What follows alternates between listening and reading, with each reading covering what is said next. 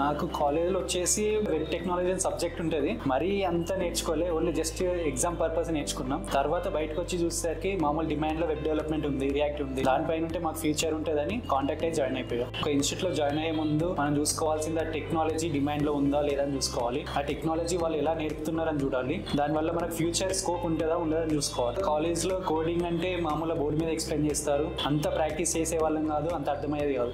ఇక్కడ వచ్చేసి ప్రాక్టీస్ అంటే ప్రాక్టికల్ గా చెప్తారు, మనం చేస్తున్నామా లేదా అని చూస్తారు, మనకు అర్థమయ్యేలా చెప్తారు, ప్లస్ మనం ప్రాక్టీస్ చేసేది కూడా బాగా నాలెడ్జ్ వస్తుంది. కాలేజ్ లో అంత టైం ఉన్నా కూడా అంత నేర్చుకోలేదు, అంత గ్రిప్ కూడా రాలేదు. ఇక్కడ 10,000 కోడర్స్ వచ్చేసరికి వీళ్ళ యొక్క టీచింగ్ కానీ వీళ్ళ యొక్క కేర్ టేకింగ్ వల్ల కోడింగ్ కూడా బాగా నేర్చుకుంటారు.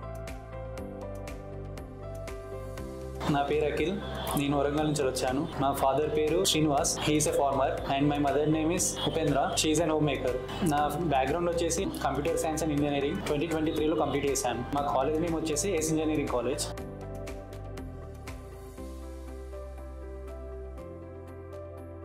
నేను రీసెర్చ్ చేశా 10,000 కోడర్స్ గురించి. ఫస్ట్ గూగుల్లో చూసా, దానిలో రివ్యూస్ బాగానే ఉన్నాయి. దాని తర్వాత మళ్ళీ ఇన్స్టాగ్రామ్లో చూసా, దానిలో కూడా రివ్యూస్ బాగానే ఉన్నాయి. దాని తర్వాత వచ్చేసి నేను కాంటాక్ట్ అయినాక చాలా మంది బాగానే చెప్పారు, అప్పుడు నేను జాయిన్ అయ్యాను.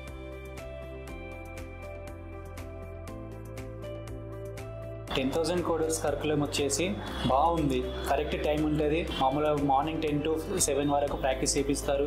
దాని లోపల క్లాసెస్ కానీ ఏదైనా చాలా బాగుంటుంది. ప్లస్ దీనివల్ల నాకు ప్లేస్మెంట్లో చాలా బాగా ఉపయోగమైంది. ప్రతి ఒక్క కాన్సెప్ట్ని రివైజ్ చేయగలిగా, ప్రతి ఒక్కటి నేను చెప్పగలిగా, ఎక్స్ప్లెనేషన్ కానీ అన్నీ నాకు చాలా విధంగా నచ్చాయి. ప్లస్ నాకు అన్నీ యూజ్ అయిపోయినాయి ప్లేస్మెంట్లో.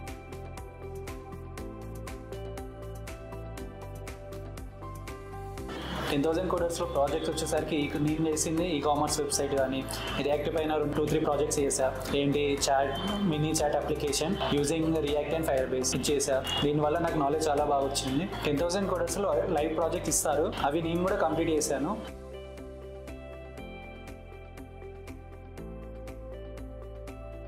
10,000 కోడర్స్ వచ్చేసరికి మాక్ అనేది చాలా బాగా ఇంపార్టెంట్. ప్రతి విషయంలో మనం ఎంతవరకు నేర్చుకున్నాం, ఎంతవరకు నాలెడ్జ్ ఉంది అని ప్రతి ఒక్కటి టెస్ట్ చేసేవారు. మామూలుగా అయితే మనం ఎన్నైనా మార్క్స్ ఇవ్వచ్చు. సపోజ్ నాకు HTML కంప్లీట్ అయిపోయింది, దాని మీద మార్క్ ఇవ్వచ్చు. CSS కంప్లీట్ అయిపోయింది, మార్క్ ఇవ్వచ్చు. అలా మనం ఇవ్వచ్చు, లేకపోతే వాళ్ళు కూడా చెప్తారు ఇవ్వమని. దానివల్ల మనం ఎంతవరకు ఉన్నాం, ఎంత నాలెడ్జ్ వచ్చింది సబ్జెక్ట్ పైన అని మనకు బాగా తెలుస్తుంది. ఇక్కడ వీక్ ఉన్నాం, ఎక్కడ నేర్చుకోవాలి కూడా తెలుస్తుంది. నేను వచ్చేసరికి 10,000 కోడర్స్లో 4 to 5 మార్క్స్ ఇచ్చా. ఫస్ట్ HTML పైన ఇచ్చా, CSS పైన, జావా స్క్రిప్ట్ పైన, ఓవరాల్ మార్క్ ఇచ్చా, మళ్ళీ రియాక్ట్ పైన.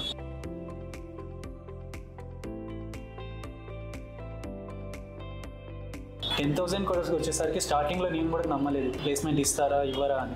తర్వాత చూస్తుంటే ట్రైనింగ్ కానీ వాళ్ళ యొక్క టీచింగ్ వే కానీ దానివల్ల నాకు నాలెడ్జ్ వచ్చింది. దాని తర్వాత ప్లేస్మెంట్ టీమ్కి పోయా. నాకు ప్లేస్మెంట్ టీమ్ పోగానే 2-3 డేస్లో నాకు ప్లేస్మెంట్ వచ్చింది. అలా చాలా బాగా చూస్తారు, చాలా బాగా ప్లేస్మెంట్ సపోర్ట్ కూడా ఇస్తారు. 10,000 కోడర్స్లో నేను జాయిన్ అయ్యి 3 months అవుతుంది. ఆ 3 monthsలోనే నాకు చాలా బాగా ఎక్స్ప్లెయిన్ చేశారు. టీచింగ్ వే కానీ ప్రతి ఒక్కటి చాలా బాగుంది. నాలెడ్జ్ కూడా చాలా బాగా గెయిన్ చేసుకున్నా. నాకు కోర్స్ అయిపోయిన 3 monthsకే నేను మాక్ ఇచ్చేసాను కొందరిని. దాని తర్వాత నేను ప్లేస్మెంట్ టీమ్కి వెళ్ళిపోయా.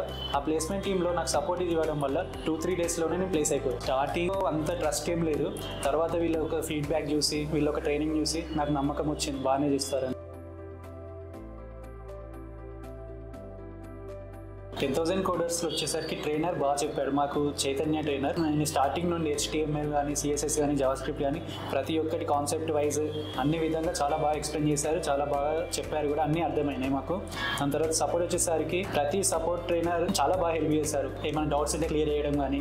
ప్రోగ్రామ్ మేనేజర్స్ కూడా చాలా బాగా చూశారు, మనం కంప్లీట్ చేస్తున్నాం, ప్రతి రోజు వస్తున్నామా, అబ్సెంట్ అవుతున్నామా, టాస్క్ కంప్లీట్ చేస్తున్నామా లేదా, ప్రతి ఒక్కటి చెక్ చేసేవారు. 10,000 కోడర్స్ వచ్చేసరికి క్లాస్ అయిపోయిన తర్వాత ప్రతిరోజు అసైన్మెంట్ ఇచ్చేది, ప్లస్ ఆ అసైన్మెంట్ కంప్లీట్ చేస్తున్నామా లేదా అని రివ్యూ కూడా తీసుకునేది. 10,000 కూడా వచ్చేసరికి ఆ రోజు డౌట్ ఉందనుకో, ఆ రోజే సపోర్ట్ ఉంటుంది, ఆ రోజే క్లియర్ చేసేవారు. 10,000 కోడర్స్లో సపోర్ట్ టీమ్ చాలా హెల్ప్ చేసేవారు, ప్రతి ఒక్క డౌట్స్ క్లియర్ చేసేవారు. 10,000 కోడర్స్లో సపోర్ట్ టీమ్ అనేది చాలా బాగా చూసేవారు, ప్రతి ఒక్క డౌట్ క్లియర్ చేసేవారు. ఏ టైంలో డౌట్ ఉన్నా కూడా, ఏ టైంలో కాంటాక్ట్ అయినా సపోర్ట్ ఇచ్చేవారు, ప్లస్ డౌట్ క్లియర్ చేసేవారు. 10,000 కోడర్స్లో టీమ్ సపోర్ట్ అనేది చాలా బాగుండేది. ప్లేస్మెంట్ టీమ్ కానీ, ట్రైనర్ కానీ, సపోర్ట్ టీమ్ కానీ, ప్రోగ్రామ్ మేనేజర్స్ కానీ అందరూ చాలా బాగా సపోర్ట్ చేసేవారు.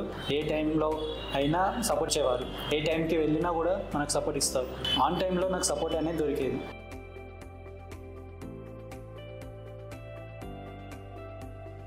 10,000 కోడర్స్ వచ్చే వరకు నన్ను ఎవరైనా అడిగితే నేను కన్ఫామ్గా రిఫర్ చేస్తాను. వీళ్ళ యొక్క టీచింగ్ కానీ, వీళ్ళ యొక్క ఆపర్చునిటీస్ కానీ, వీళ్ళ యొక్క వే ఆఫ్ కేర్ టేకింగ్ కానీ అన్ని విధంగా సపోర్ట్ బాగుంటుంది కాబట్టి నేను ఖచ్చితంగా జాయిన్ అవ్వమని చెప్తాను.